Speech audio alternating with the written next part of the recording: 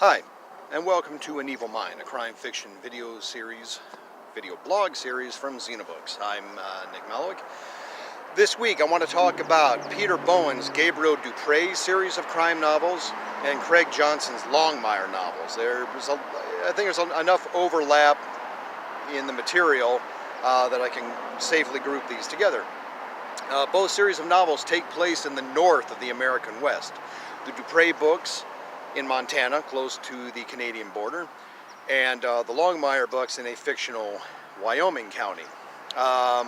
They share some similarities. One similarity with, say, the Ace Atkins, Quinn Colson books, or the Robert B. Parker, Jesse Stone books, which are now being continued by Reed Farrell Coleman, in that you're dealing with small-town law enforcement, and into these small towns always comes some vastly superior criminal force. This is why they're novels, because in the real world you never get some of these world-beating super criminal types that show up in these dinky little burgs. And again, of course, in order to make these books interesting, you have to have kind of these outsized opponents. Both the Longmire books and the Du Pre books deal with Native American spirituality. I think the Du Pre books handle it better. Incidentally, so far as I know, both books are written by standard issue white guys. Du Pre as a protagonist is probably a little better suited for this sort of thing, being the character is a Metis Indian, which are people in Montana that came down from Canada in the 1700s. And Du Pre himself often gets insight into his cases, and Du Pre is a former part-time cattle brand inspector and former part-time deputy sheriff. Now does sort of odd jobs, functions as something of an unlicensed private eye. But one of the people in his circle is an old shaman named Bennett C., who the books openly acknowledge may very likely be able to shapeshift, may be able to engage in a form of teleportation, or at least some sort of astral projection. And in the later books, the books kind of ease us along in this stuff. Du Pre himself is sometimes sent on journeys, sent on spirit quests, with or without his consent by Bennett C.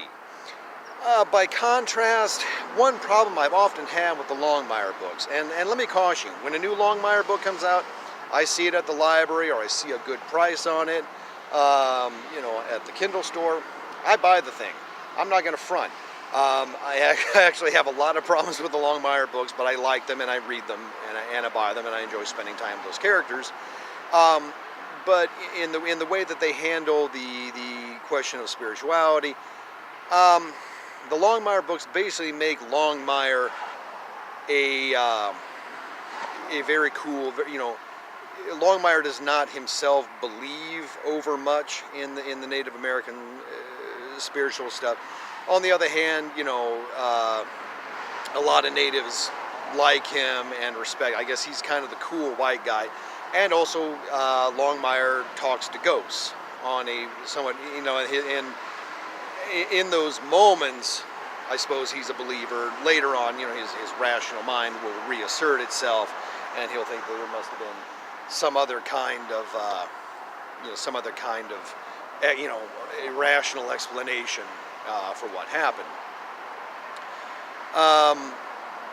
Overall, I think the Du Pre books are better written. They're probably better hangout books. There's a lot of interstitial material that often does not seem to directly have a bearing on the main plot. Du Pre's got, I believe, 2 daughters, one of which is married and has 13 children of her own. Her husband took over Du Pre's old job as the local cattle brand inspector.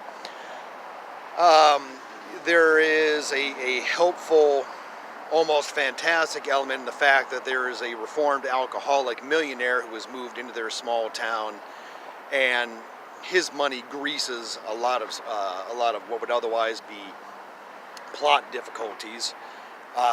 It's kind of handy knowing a guy who's got, if you're an unlicensed private investigator, have somebody on your side who's got hundreds of millions of dollars and like private airplanes and almost unlimited resources.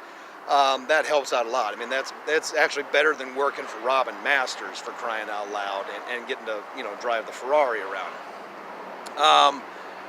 But like I said, he's not an actual law enforcement officer, but Du Pre is accorded, in his small world, most of the privileges associated with being one.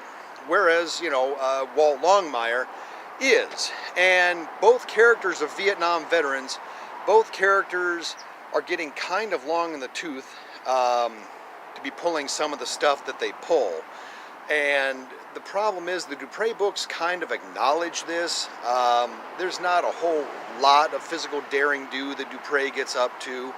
But Longmire's still out there, intimidating people with his size, getting in fights, running, in which we're talking about characters, that if they age realistically are more or less like 70 at this point.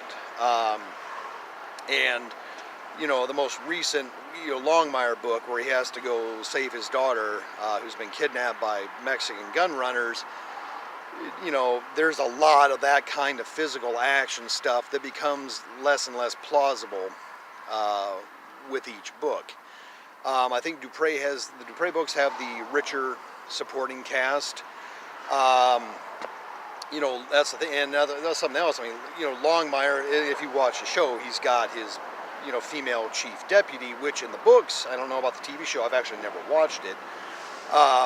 He is now engaged in a romantic relationship with, and she's like almost, half his age, which maybe a certain amount of wish fulfillment, whereas, Du Pre's married to a woman in his own age group.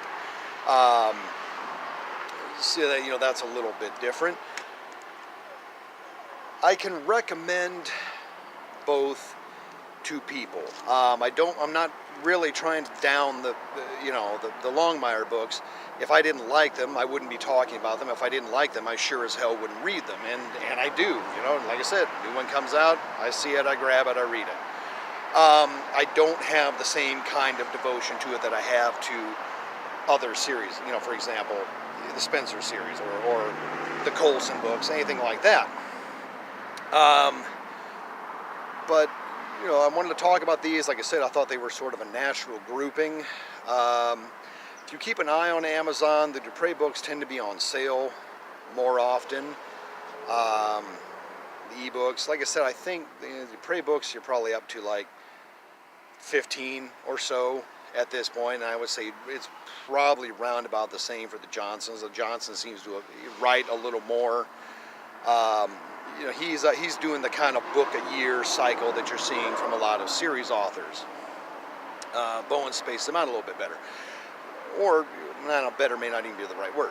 Bowen also writes a series of comic adventure novels set in the 1800s about a mountain man named Yellowstone Kelly who finds himself drawn into various international intrigues. And those are definitely worth checking out too. I've never read any of the Flashman books, but from what I've heard about those, there might be some kind of similarity there. Although, Kelly, while something of a scoundrel and a rascal and all that stuff, sounds like he's probably a somewhat more palatable character than Flashman is. So there will be sales links for those down in the in the episode synopsis. Look for those. Be links to my books. If you haven't watched one of these before and you stuck with me here through 11-12 minutes, thank you. I appreciate your time. I appreciate you watching. It would be great if you could subscribe to the channel, sign up for notifications. Try to do at least one of these a week. After this week, I might do a little more. There's kind of a short thing that I might put up simultaneous with this that I'm going to call a mini-sode, because I actually brought that in under 10 minutes. But check these out. See what you think. Obviously, I hope you like them all. Obviously, the Johnson books, you know, the Craig Johnson's books, you know, are much better known, you know, outside of like, you know, crime fiction fans. But that's about all I got to say on these. And again, thank you for watching, and we'll talk to you later on. Alrighty, bye.